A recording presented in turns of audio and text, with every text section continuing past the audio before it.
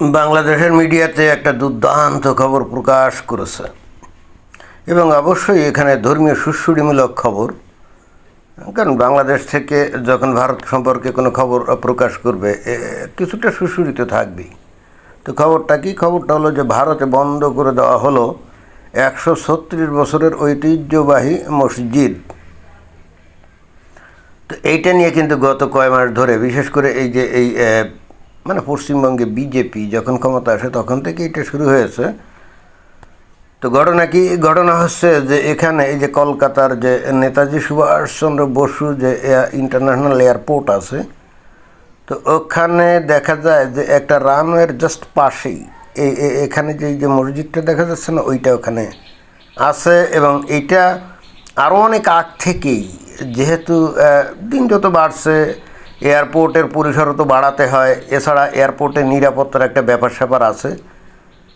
অর্থাৎ এয়ারপোর্ট তো একটা মানে সংরক্ষিত এলাকা, তাই না? তো তার মধ্যে যে কেউ ঢুকে যে কোনো রকম নাশকতামূলক কর্মকাণ্ড কিন্তু করতে পারে। এই জন্যে এয়ারপোর্টের নিরাপত্তা দিকটা খুবই গুরুত্বপূর্ণভাবে দেখা হয়। এখন একেবারে ওই এয়ারপোর্টের এই যে রানওয়ের সংলগ্ন প্রায় এই যে একটা মসজিদ এখানে আছে, তো এখন কেউ যদি নাশকতামূলক কাজ করার জন্য যদি ধান্দা করে থাকে, তো বা এই ধরনের কোনো প্ল্যান করে থাকে, যেটা নাকি ভারতে কিন্তু প্রতিনিয়ত হয়, যেটা আমরা কাশ্মীরে প্রতিনিয়ত দেখি, তাই না? জঙ্গি জিহাদিরা ওখানে গিয়ে হিন্দুদের ওপর আক্রমণ করে। তো এখানে এই ধরনের কোনো ইন্টারন্যাশনাল কোনো বিমানে, মানে কোনো এরকম ফ্লাইটের বিমানে যদি এরকম কোনো নাশকতার কাজের যদি কেউ কোনো প্ল্যান করে, তাহলে সে তো এই মসজিদে নামাজ পড়ার ভান করে এসে তারপরে খুব মানে ওই যে পাঁচিল টোপকে ভিতরে ঢুকে তো এই কাজটা করতেই পারে, তাই না? এটা কিন্তু অনেক দিন ধরে এটা যে নিরাপত্তার জন্য এই স্থাপনাটা খুবই ঝুঁকিপূর্ণ, এটা কিন্তু চিহ্নিত করা হয়েছে আজকে থেকে না, অনেক আগে। এই জবে থেকে এখানে যে তৃণমূল কংগ্রেস, বা মনে হয় যে তারও আগে কংগ্রেস শাসন আমলেই কিন্তু এটা চিহ্নিত করা হয়েছে। এবং তখন থেকেই কিন্তু এই ধরনের একটা সিদ্ধান্ত আছে যে এখান থেকে মসজিদটা এখান থেকে সরাতে হবে। কিন্তু অতীতের সেই কংগ্রেস, অথবা পরে এই প্রথমে কংগ্রেস, তারপরে ওই যে সিপিআইএম কমিউনিস্ট পার্টি, তারপরে তৃণমূল কংগ্রেসেরা তো মুসলমানদের তোষণ করতো, যে কারণে তাদের অনুভূতিতে আঘাত যাতে না লাগে এই জন্য এই কাজটা কিন্তু তারা করতো না, সাহস পেত না। এয়ারপোর্টের নিরাপত্তার গোষ্ঠীগুলাই কিন্তু ওই মানে তৌহিদি জনতার ধর্মীয় অনুভূতিতে আঘাত করা যাবে না, এই ফর্মুলায় তারা কিন্তু চলছিল। এখন এই পশ্চিমবঙ্গে তো নতুন সরকার আসছে, বিজেপি সরকার, তারা তো মুসলমানদের ভোটে যেতে নেই, এবং তাদের সমস্ত নেতা সহ কিন্তু তারা সেটা বলেও। এবং শুভেন্দু অধিকারী, তারপরে সৌমিক ভট্টাচার্য, কি জানি ওই তাদের মনে হয় যে ওই বিজেপি রাজ্যসভার সভাপতি, রাজ্য যে কমিটি আছে পশ্চিমবঙ্গ রাজ্য কমিটির সভাপতি, তারা কিন্তু খুব পরিষ্কার করে সবসময় বলে যে আমরা তো মুসলমানদের ভোটে আমরা জিতিনি, অর্থাৎ মুসলমানদের সেন্টিমেন্টকে দেখার আমাদের কোনো দরকার নেই। কিন্তু তারপরও তারা যতটা পারে সম্প্রীতিমূলক মনোভাব বজায় রেখেই কিন্তু এই গত 2 মাস দেখলাম যে শাসন করছে। তো এখন তাদের বক্তব্য হলো যে এতদিন তো ওই মুসলমানদের তোষণকারী সরকার ক্ষমতায় থেকে এই মসজিদ এখানে সরানোর সাহস পায় নাই, তো আমরা তো আর মুসলমানদের তোষণ করার আমাদের দরকার নেই, অর্থাৎ এয়ারপোর্টের নিরাপত্তার স্বার্থে ওটা ওখান থেকে সরাতে হবে। এবং অলরেডি সেই ব্যবস্থা কিন্তু নেওয়া হয়েছে। আমি দেখলাম যে এর প্রেক্ষিতে ওখানকার যে মুসলিম নেতা টেতা আছে, যেমন সিদ্দিকুল্লাহ না কি জানি একজন আছে, হ্যাঁ সিদ্দিকুল্লাহ না কি জানি একজন আছে, এরকম আগে খুবই উত্তেজনাপূর্ণ কথাবার্তা বলতো মমতা বন্দ্যোপাধ্যায়ের আমলে।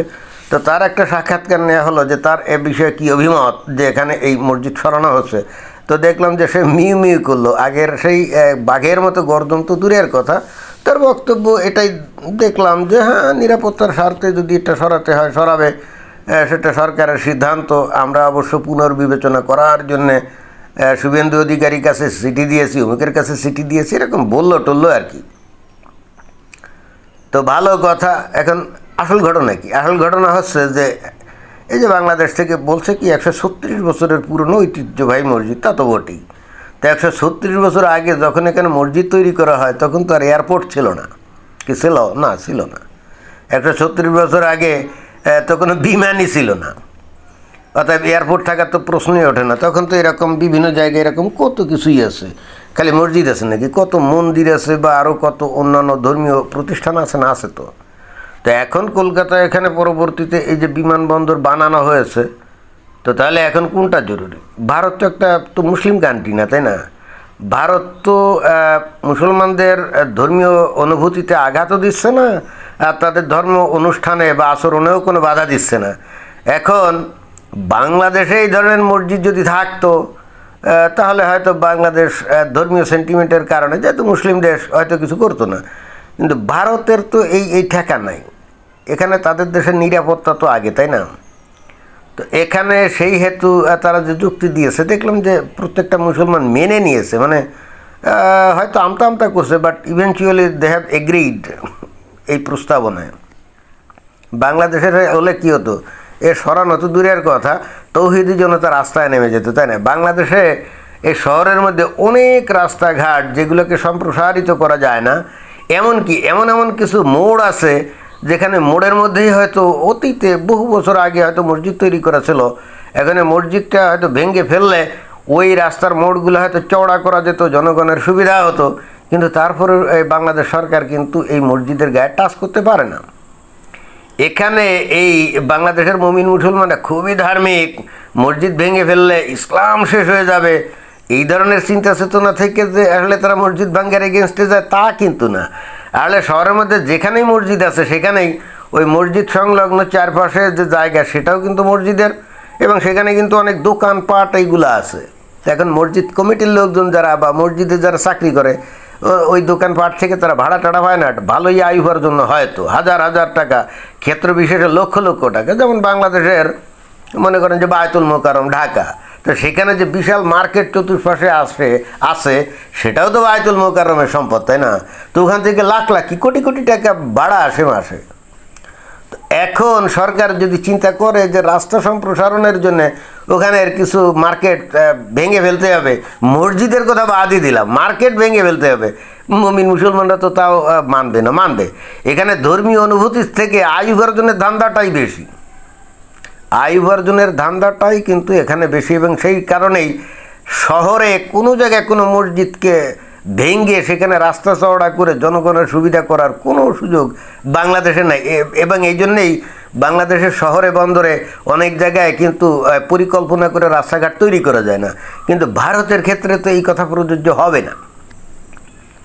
অর্থাৎ এক্ষেত্রে বিমানবন্দরের নিরাপত্তার জন্য এটা সরাতেই হবে, এবং সরে যাচ্ছে, তাই না?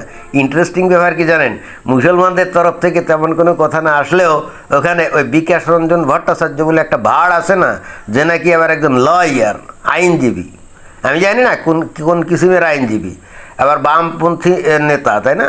প্রকাশ্যে গরুর গোস্ত খায়, কিন্তু আবার শূকরের গোস্ত খেয়ে, মানে মুসলিম সেকুলারিস্টদের নিয়ে শূকরের গোস্ত খায় না, সিলেক্টিভ সেকুলারিস্ট।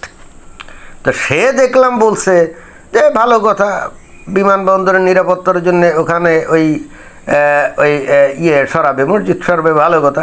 তা কলকাতার রাস্তাঘাটের বিভিন্ন জায়গায় বিভিন্ন রাস্তার পাশে তো অনেক শনি মন্দির, গণেশ মন্দির, অমুক মন্দির, সমুক মন্দির, এগুলো তো আছে।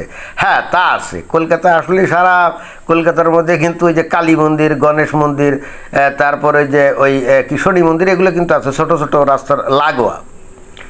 তো বিকাশ রঞ্জন ভট্টাচার্য বলছে এয়ারপোর্টের ওইটা যদি সরায় তো কলকাতা শহরের মধ্যে ওগুলাও সরাক। চিন্তা করে দেখেন কত বড় ফাজিল। বিমানবন্দরের নিরাপত্তার সাথে কি কলকাতা শহরের রাস্তার পাশে কোনো মন্দির থাকা, যদিও সেটা যদি রাস্তা সম্প্রসারণের জন্য সেটা সরানো যদি দরকার মনে করা হয় তো অবশ্যই পশ্চিমবঙ্গ সরকার সরাবে। বাট এই তুলনাটা তো ভাই আসলে হচ্ছে না। বিমানবন্দরের নিরাপত্তা আর কলকাতা শহরের মধ্যে রাস্তাঘাটের নিরাপত্তা কি ভাই এক জিনিস? না, দুইটা এক জিনিস না।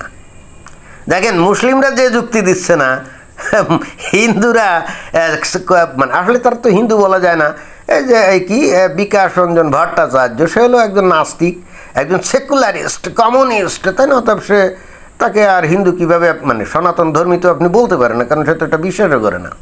কিন্তু তারপরেও তো সে হিন্দু ঘরেই জন্ম নিয়েছিল নাকি? সে কিন্তু দেখেন এই দুর্দান্ত যুক্তি খাড়া করছে। আমি টাস্কি খেয়ে গেলাম। আমি জানি না ভারতের লোকজন এই যুক্তির লুফল ধরতে পারে কিনা।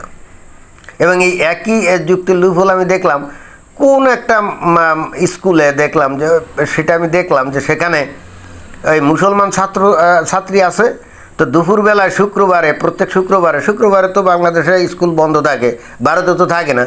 তো শুক্রবারে জুম্মার নামাজের জন্য নাকি ছাত্রছাত্রীদের মানে মুসলিম ছাত্রছাত্রীদেরকে ছুটি দেওয়া হয় এবং তাদের জন্য নাকি সমস্ত ক্লাস বন্ধ করে দেওয়া হয়। তো কোনো এক হিন্দু নেতা গিয়ে সেখানকার হেডমাস্টারকে বলছে, এটা আপনি কী করছেন, এটা তো ভারত, এখানে আপনি তো এগুলো করতে পারেন না। তাদের কয়েকজনের নামাজের জন্য আপনি সমস্ত স্কুল ওই আধা ঘন্টা বা 1 ঘন্টার জন্য বন্ধ করে রাখেন, এটা তো আপনি করতে পারেন না। তো দেখলাম যে সেখানেরই এক হিন্দু নেতা এসে যুক্তি দিচ্ছে কি জানেন, বলে যে বা পশ্চিমবঙ্গে বিভিন্ন জায়গায় লোকাল অনেক সংস্কৃতি আছে, যেমন কোনো জায়গায় শীতলা পূজা ঢাকঢোল পিটিয়ে করা হয়, মনসা পূজা ঢাকঢোল পিটিয়ে করা হয়। তো ওইগুলো করা হলে স্থানীয়ভাবে সেই জায়গায় হয়তো স্কুল একদিন বন্ধ দেয়া হয়। এবং যদি সেইটা করা হয় তাহলে স্কুলে মুসলমান ছাত্রদের জন্য শুক্রবারে নামাজ পড়ার ছুটি দিলে অসুবিধা কি ভয়ঙ্কর যুক্তি, তাই না? আরে বেটা, মনসা পূজা বা শীতলা পূজা বা গণেশ পূজা বা লক্ষ্মী পূজার জন্য বছরে 1 দিন ছুটি দেওয়া হয়, 365 দিনের মধ্যে 1 দিন ছুটি দেওয়া হয় স্থানীয় অ্যারেঞ্জমেন্টে, রাইট?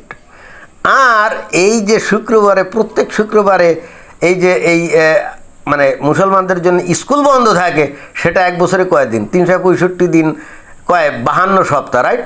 তো 52 দিন এই বন্ধটা করা হয় না। তো এইটার সাথে কি এটা তুলনা হয়? এইটার সাথে ওই মনসা পূজার জন্য 1 দিন ছুটি দেওয়া হয়, এই দুইটা জিনিসের তুলনা হয় বলেন?